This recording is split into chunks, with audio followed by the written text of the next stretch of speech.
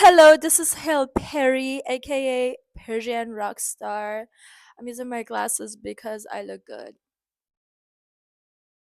Period. So anyway, welcome to my video. This is my first ever long YouTube video. I was born and raised in Iran. Iran, that name has so many things probably coming to your mind. For some people, it's the things you heard on the news. For some other people, it's the Persian magic carpet, or I don't know, Persian spoiled, Beverly Hills girls. God bless them all. As for me, I always felt different, and being different for me, it's a superpower and also something that made me feel really lonely since I was a kid in my family, in society, in the streets. And there's a joke actually coming from a comedian that says like, yeah, I'm Persian, but I'm a different kind of Persian girls because it's just like for us, we always feel like we're just like a stereotype. You come to America, you gotta be a doctor, lawyer, or business something. If not, it's such a, it's like shameful. And for me, I crossed all the boundaries, and that's what I'm here making videos because I want to break also another rule that as an Iranian woman, yeah, basically it's so bad to share mistakes you've done, if you had addiction, if you had like relationships that didn't work out. It's just basically you got to be like perfect. And I'm always saying like I'm not perfect, I'm perfect. Anyway, welcome. Thank you for watching this video.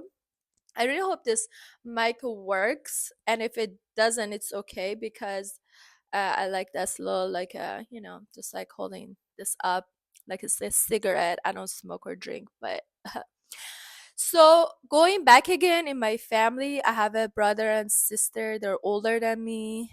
I grew up in a middle class family in Tehran.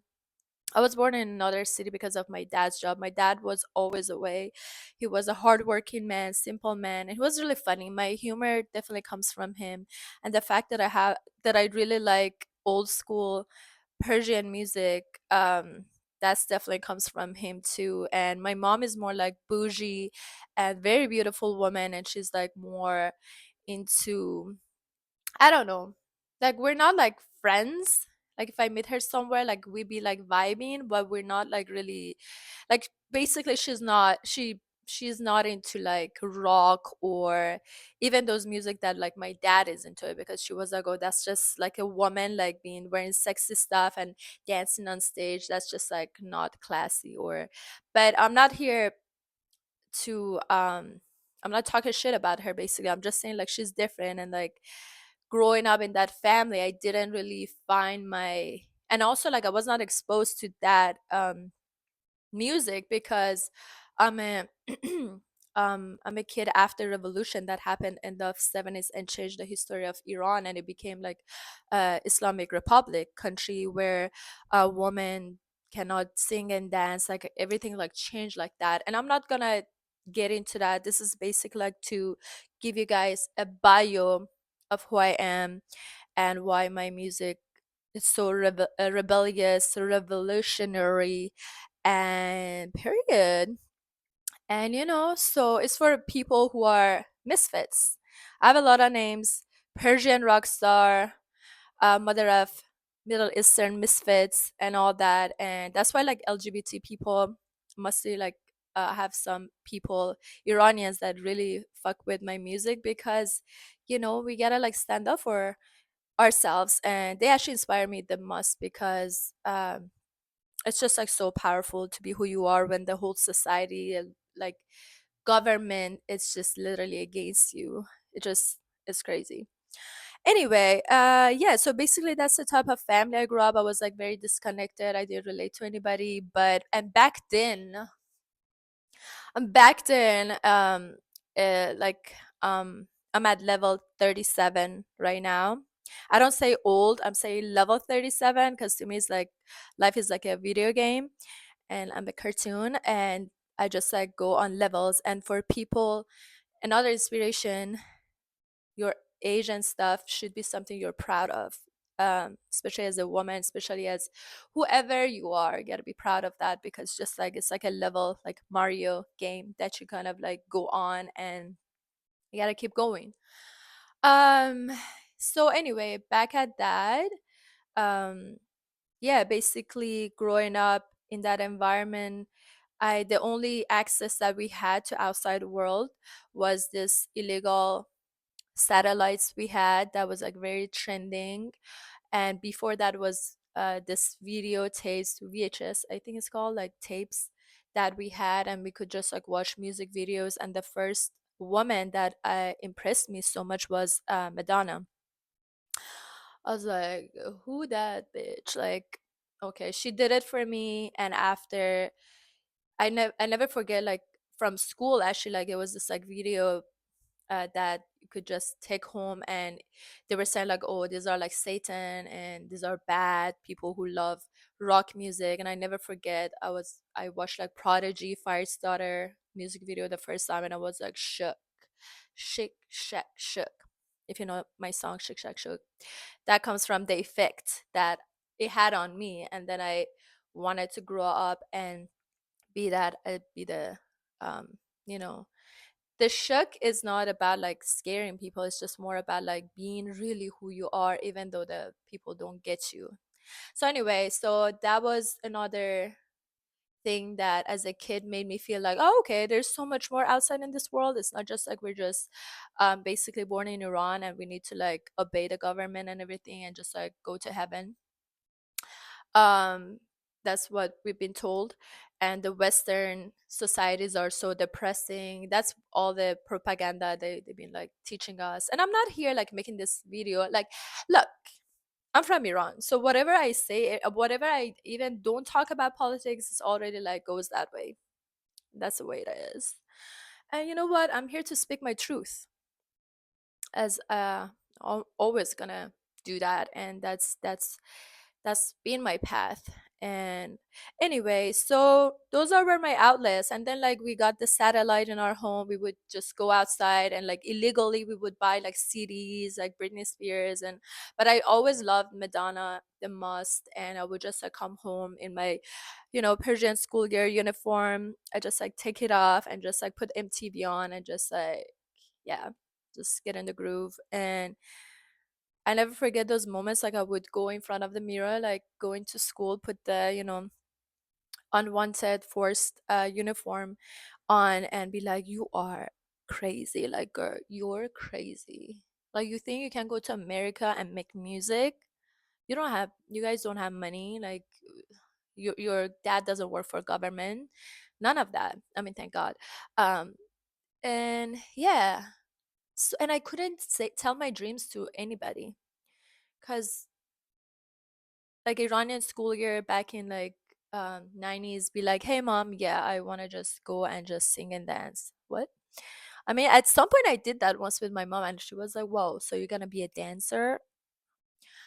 Anyway, and again, it's nothing to blame. Like you can blame on parents and the people who were like living in that society. Anyway, there's so much more details and stories, but damn, like I can't believe it. And just like back then, like I believed in God, but I was like, really? Like you make me born in a country that I really hope this mic works. But anyway, I'm just being raw and honest and real and in the moment, and I just want this video to be one take. Anyway, that was the ADHD commercial. Back at it. Yeah, so was I God, like seriously? Like I'm Iran, really? Out of all these countries, you make me born in Iran and I wanna like go in America. And my idea was like, please make me pretty, so I go and I meet a producer and I make music and I become famous, and that's it. Anyway, so and other idol that I had like in my teenagers also was like Paris Hilton, because I like the Simple Life show, and I like that she was so tiny and skinny. Because back then, even now, like in our culture, Middle Eastern culture, like curvy is the thing, and now it's the same thing here. Big booty and all that. So I was just not. I was like very tiny and petite, and I am. I'm just like more muscular because I love gym. But yeah, that was like another insecurity I had, and just like so basically, I just wanted to get away. I just wanted to leave the country. I was just like, at school, listening to my girlfriends, like wanting the family, go to this university. I was just like so disconnected. I was in my head, all I could think of was like, oh no, like you do you. I'm out of here. And you know, my aunts was the first woman who made it out of Iran because she studied and she got into university in Italy. And then my other aunt followed up, and my uncle, and then my mom and me, because I went to the Italian embassy in Tehran. And yeah, so my mom and dad played a big role for me to leave Iran. You know, my to still to this day, I'm pretty sure you still need the dad's permission basically to leave Iran as a woman, or your husband if you're married. So my dad, I love him, and he knew. He always knew like you're different. You don't stop until you get what you want, and I'm still working on that. I'm on my way, but he just let me go, and that's so powerful. A lot of my um friends' dads wouldn't even let them like go out in places, which is a good thing actually for safety. But he did that for me. And my mom too. He let her, come with me. I mean, she wanted her freedom too, but I feel like I was kind of like a excuse, or maybe I wasn't. I don't know. But yeah, so that's that. I got to Italy, couple of years there, lost, disconnected. I don't know. I'm not gonna go much into it. Maybe in another video, I'm gonna touch on that. But I lived in couple years in Italy. Parlo italiano, molto bene. And then I had like this really good Italian friend named Monica. We're not in touch anymore, but ciao. Yeah, she was like, "Do you want to go America and just like a trip?" I was like, "Me? Like I'm an Iranian, citizen, the Iranian passport. They're not gonna give me a visa. There's no way." That's a mentality a lot of us Iranians have. They're not gonna like us. They're not gonna accept us. We're not gonna get a visa. Um, and especially like in Italy, if you say you're Iranian, this and that, the first thing they always thought about it was like the president that said, crazy things, or the country, and that affects you. So basically, I got the visa. They gave me a visa. I was like, okay. And I went to New York, visited Miami too, and got back. Thank you, mom, for giving me the money.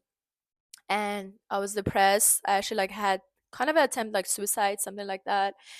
And I was like, I can't stay here. Just I need to go. I needed that freedom from my family too. I love my family, but I needed to just be on my own and stop having them take care of me. I think that was like my soul wanted that, to just like be really on my own. Because they were like, my family is nice and loving. We have our things. There's a lot of things that I'm still healing through and unlearning, but we take care of each other.